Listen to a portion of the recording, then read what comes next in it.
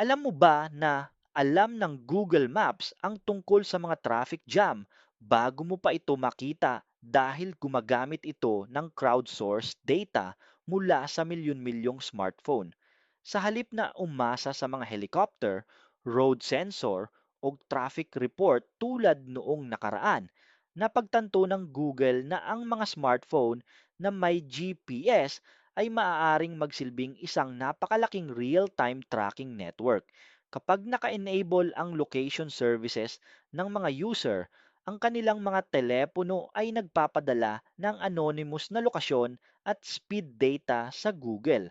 Mag-isa, maliit lang ang ibig sabihin ng datos na ito. Pero kapag libu-libong telepono sa iisang kalsada ang biglang bumagal, agad natutukoy ng Google na may congestion. Patuloy na ikinukumpara ng system ang real-time na bilis sa mga historical traffic pattern. Hindi lang nito na-detect ang traffic, nahuhulaan din nito kung gaano ito katatagal at paano maaapektuhan ang iyong ruta. Sinasaalang-alang nito ang rush hour trends, panahon, mga holiday, aksidente, road construction at maging mga espesyal na event. Mas gumagaling pa ang mga prediksyon sa paglipas ng panahon dahil sa machine learning na nagsusuri ng milyon-milyong nakaraang traffic scenario. Isinasama rin ng Google Maps ang mga insidenteng inireport ng user tulad ng aksidente o kaya pagsasara ng kalsada, government traffic data, satellite imagery para sa pag-update ng mapa. Patuloy na nire-recalculate ng app ang mga ruta at maaari nitong i-reroute ang mga driver habang nasa biyahe kung magbago ang kondisyon. Dahil napakaraming gumagamit nito, ang mga desisyon sa pagruruta ay maaaring makapagpabago mismo ng daloy ng trapiko sa mga lungsod.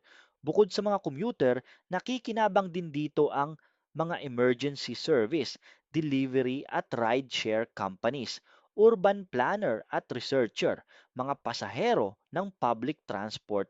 Bagamat may mga alalahanin tungkol sa privacy, sinasabi ng Google na ang datos ay anonymized at pinagsama-sama.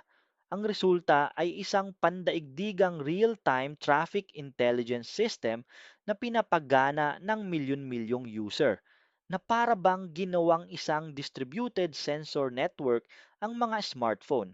Sa madaling sabi, gumagana ang Google Maps dahil ang bawat gumagamit nito ay tumutulong magbigay ng datos at ang makapangyarihang algorithm ang nagko-convert ng pinagsamang impormasyong ito tungo sa tumpak na traffic prediction na nakakatipid ng oras, gasolina at stress.